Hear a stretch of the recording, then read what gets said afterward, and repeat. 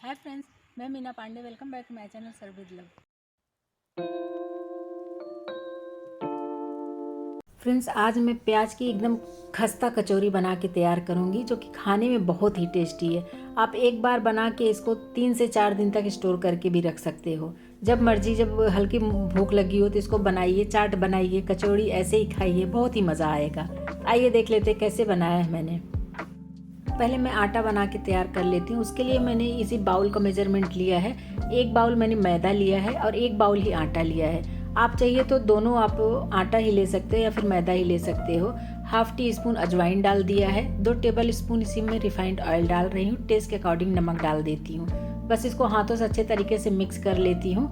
Mix करके हमें एक सॉफ्ट सा डो तैयार करना है। जैसे आपको पता है, कचौड़ी के लिए हमेशा सॉफ्ट ही डो तैयार करते हैं। जो कुछ स्टफिंग करते हैं, जैसे अगर हम आलू का पराठा स्टफ़ कर रहे हैं, कोई भी पराठे स्टफ़ कर रहे हैं, उसके लिए सॉफ्ट डो ही हमें चाहिए होता है। देखिए, आटे में मोयन अच्छे तरीके से लग गया है। पानी से आटे को मैं गूंद लेती हूँ। बस थोड़ा थोड़ा पानी डाल के इसका सॉफ्ट सा डो तैयार कर लेती हूँ। हार्ड बिल्कुल भी नहीं रखेंगे, नहीं तो क्या होगा कि कचौड़ी जैसे तैसे भर तो देंगे, हम बना तो लेंगे, लेकिन जब तेल में जाएगा तो उसके बाद फट जाएगा। तो इसके लिए हमें सॉफ्ट डो ही बना के तैयार करना है।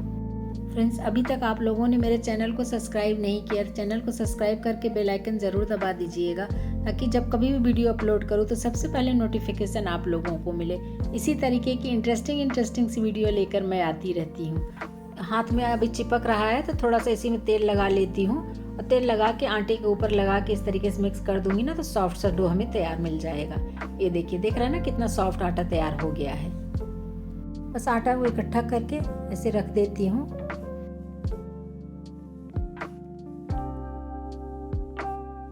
आटा हमारा सॉफ्ट से बनकर तैयार हो गया। इसको कवर करके साइड में छोड़ देती हूँ। तब तक एक मसाला बना के तैयार कर लेती हूँ। इधर मैंने पैन ले लिया है।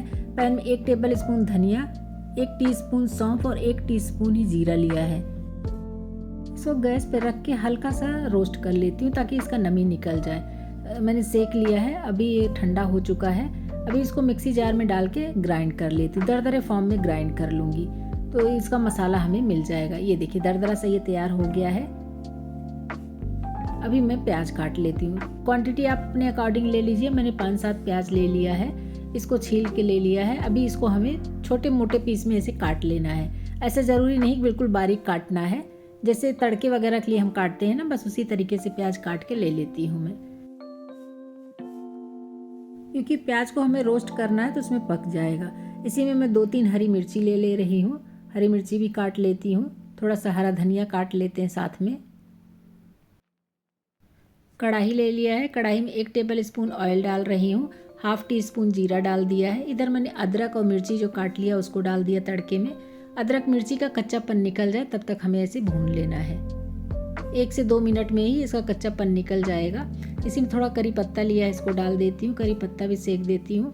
और इसी में जो प्याज काट लिया है ना, वो प्याज डाल के हमें भूनना है। इसको 1 से 2 मिनट भून लेती हूँ, क्योंकि इसका भी कच्चापन निकल जाना है। इसको बहुत ज़्यादा गोल्डन नहीं करना है, ट्रांसपेरेंट हो जाए उतना ही करना है। 1/4 टीस्पून हींग डाल रही हूँ। हींग का फ्लेवर कचौड़ी में बहुत ही अच्छा आता है। प्याज की कचौड़ी में हींग का फ्लेवर बहुत ही अच्छा आता है। एक बार आप डाल के देखिए, अगर नहीं डालते हैं तो बहुत ही शानदार बनेगा। ये देखिए, प्याज को ऐसे चलाती रहूँगी, बस ट्रांसपेरेंट होना चाहिए। 1 टीस्पून हल्दी पाउडर डाल दिया है कलर के लिए। आपकी अपनी चॉइस से नहीं डालना है तो कोई बात नहीं, कलर आ जाता है, अच्छा लगता है कलर, इसीलिए मैंने डाला है। बस हल्दी का भी कच्चापन निकल जाए उतना ही हमें इसको भी पका लेना है।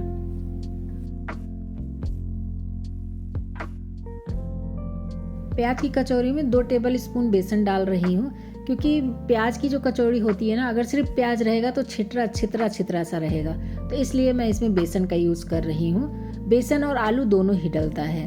अगर आप मार्केट में भी खाए होंगे ना, तो उसमें भी आपको टेस्ट पता होगा कि इसमें आलू भी डलेगा। जो मसाले ग्राइंड कर ली थी वो मसाले इसी में डाल देती हूँ। 1 टीस्पून कश्मीरी लाल मिर्च पाउडर डाला है। हाफ टी स्पून गरम मसाला डाल दिया है।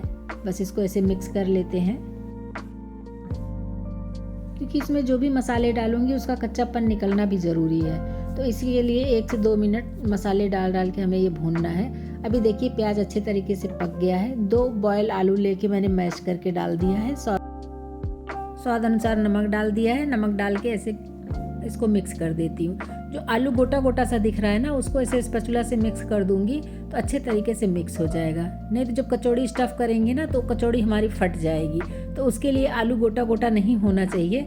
गरम आलू था इसलिए मैंने ऐसे डाल दिया कि जब मिक्स करूँगी तो ये अपने आप ही मिक्स हो जाएगा। देख रहे हैं ना, दबा रही हूँ तो दबता चला जा रहा है। स्टफिंग हमारी बनके तैयार हो गई है। एक स्टील का एक स्पून ले लिया, इससे जब ऐसे दबा दूंगी ना तो जो गोटा गोटा आलू था वो सारा मिक्स हो जाएगा। तो जब कचौड़ी स्टफ़ करूँगी ना बहुत अच्छे तरीके से स्टफ़ करते बनेगा। इसी पे हरा धनिया डाल देती हूँ, हरा धनिया डाल के भी मिक्स कर देती हूँ। हरा धनिया से भी बहुत अच्छा टेस्ट आता है।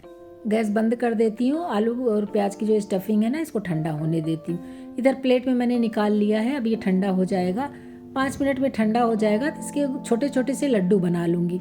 लड्डू बना हुआ रहेगा ना तो स्टफ़ करते बहुत अच्छे से बनेगा, नहीं तो बार बार उठा के उसको भरूंगी फिर वो हाथ में लगेगा। इससे अच्छा लड्डू बना के रख लूँगी। फटाफट जो है आटे का पेड़ा बनाया और उसमें स्टफ़ कर दिया, फटाफट से स्टफ़ हो जाएगा। ये देखिए, बहुत बड़े बड़े लड्डू नहीं बनाऊँगी, एक छोटे छोटे से लड्डू बना लूँगी ताकि बहुत बड़ी बड़ी कचौड़ियाँ भी नहीं बनाऊँगी। अब आटा चेक कर लेती हूँ। आटा हमारा एकदम स्मूथ सा सॉफ्ट सा बन के तैयार हो गया है। इसी से मैं पेड़े तोड़ लेती हूँ। जितने बड़े आलू के लड्डू बना लिए हैं ना, ये देखिए उतने बड़े हमें ये पेड़े आटे के भी पेड़े लेने हैं। बस इसको मैं इसी तरीके से बेल बेल के भर लूँगी। एक कचौड़ी ये भर लिया है। देख रहे हैं ना, कचौड़ी भरने के बाद जहाँ मैं दबा रही हूँ, प्रेस कर रही हूँ ना, इस तरीके से अगर प्रेस करेंगे तो आपके कचौड़ी भी तेल में जाने के बाद कभी भी टूटेगी, फटेगी नहीं। ये देखिए, एक और मैं बेल के दिखा रही हूँ। पतला सा बेल लिया है और उसी में स्टफिंग भर दिया है। ये देखिए, इस तरीके से मैं ऐसे पैक कर दे रही हूँ। और ऐसे मोड़ते हुए इसको ऐसे ट्विस्ट करते हुए अगर तोड़ेंगे ना तो हमारा कचौड़ी का जो जहाँ से वो जॉइंट रहता है ना, वो खुलेगा नहीं। इसी तरीके से सारी कचौड़ियाँ मैं भर लेती। एक और भर के दिखाती हूँ मैं आपको। इस तरीके से हाथ से भी आप फैला सकते हो। ये देख रहे हैं ना, जिस तरीके से मैं फैला रही हूँ, साइड साइड में फैला रही हूँ, बीच में हल्का सा मोटा ही रहेगा। और ये देखिए, पानी ले लिया है। पानी से इसे चारों तरफ मैं पानी लगा दी। अगर आपको डाउट है कि कचौड़ी आपके तेल में जाने के बाद खुल जाती है, फट जाती है ना, तो ये पानी वाला टिप आप ज़रूर करिएगा। इस तरीके से पानी अगर लगा देंगे ना तो वो पानी से एकदम सील हो जाता है। अभी देखिए, इस तरीके से घुमा के ट्विस्ट कर दूंगी ना, जब एक्स्ट्रा आटा निकाल देंगे तो पैक हो गया है। अब ये कभी भी नहीं खुलेगा। और इस तरीके से अंगूठे के साइड से जहाँ दबा रही हूँ ना, बीच में अगर इसे प्रेस कर देंगे तो तेल में जाने के बाद कचौड़ियाँ जब फूलेंगी ना तो खुलेंगी नहीं। इसी तरीके से सारी कचौड़ियाँ मैं भर लूँगी। 3 पीस मैंने बना लिया है। इसको आइए फ्राई कर लेती हूँ। इधर मैंने कढ़ाई में तेल डाल के गैस जला के रख दिया है। और तेल हमारा ज़्यादा गर्म नहीं होना चाहिए, नहीं तो क्या होगा कि कचौड़ी के ऊपर दाने दाने से उभर आते हैं ना, तो वो खाने में मज़ा नहीं आता। एक एक कचौड़ी डाल देती हूँ। देखिए, कचौड़ी डालने के बाद बुलबुले इसमें कितने हल्के से आ रहे हैं। बस इतने गर्म तेल हमें चाहिए। तो जितने कचौड़ियाँ आ जाएँ कढ़ाई में उतने हमें डाल देने हैं, बहुत ज़्यादा नहीं डालने हैं। मैं 3-3 करके ही फ्राई करूँगी। ये देखिए, 1 से 2 मिनट छोड़ दूंगी, उसके बाद इस तरीके से पलट दूंगी तो देखिए गोल्डन कलर आ रहा है ना। तो इसी तरीके से दोनों तरफ से उलट पलट के मैं गोल्डन क्रिस्पी करके इसको पका लूँगी। आपको जैसा कलर चाहिए, डार्क कलर चाहिए, लाइट कलर चाहिए, उसी हिसाब से आप कर सकते हो। लेकिन गैस को जैसे कि मैंने मीडियम टू स्लो पे रखा है तो अच्छे तरीके से कचौड़ियाँ हमारी अंदर तक पकेंगी। ये देखिए कितना गोल्डन और क्रिस्पी कलर का हुआ है। खस्ता तो हुआ ही है फ्रेंड्स, बहुत ही टेस्टी बना है। एक बार मेरे तरीके से बना के देखिए। जो लोग बाहर कचौड़ियाँ खाने जाते हैं ना, वो आइंदा बाहर कभी नहीं जाके खाएंगे, घर में बनवा के खाएंगे। एक बैच मैंने बना के निकाल लिया, इसी में दूसरा बैच भी डाल देती हूँ। इसी तरीके से बनाते जाइए, खिलाते जाइए। आप बनाते बनाते थक जाएंगे मगर खाने वाले नहीं थकेंगे। इतना टेस्टी ये कचौड़ी बन के तैयार होता है। बस इसी तरीके से सारी कचौड़ियाँ मैं फ्राई कर लेती हूँ। इधर देखिए, मैं इसको इस तरीके से देख रही हूँ, कितना खस्ता और क्रिस्पी बना हुआ है कि मैं क्या ही बताऊँ। कुछ थोड़ी सी मैंने हरी मिर्ची भी फ्राई कर लिया है साथ में, और मैंने टोमेटो केचप और हरी चटनी के साथ सर्व किया है। आप जैसे मर्जी खाइए, कुछ नहीं तो ऐसे ही चाय के साथ खाएंगे ना तो भी बहुत ही टेस्टी बनी है। आप लोग भी बनाइए और एंजॉय करिए। अगर आपको मेरा तरीका पसंद आया हो तो लाइक और कमेंट्स करना बिल्कुल भी मत भूलना फ्रेंड्स। लास्ट तक मेरी वीडियो देखने के लिए थैंक यू।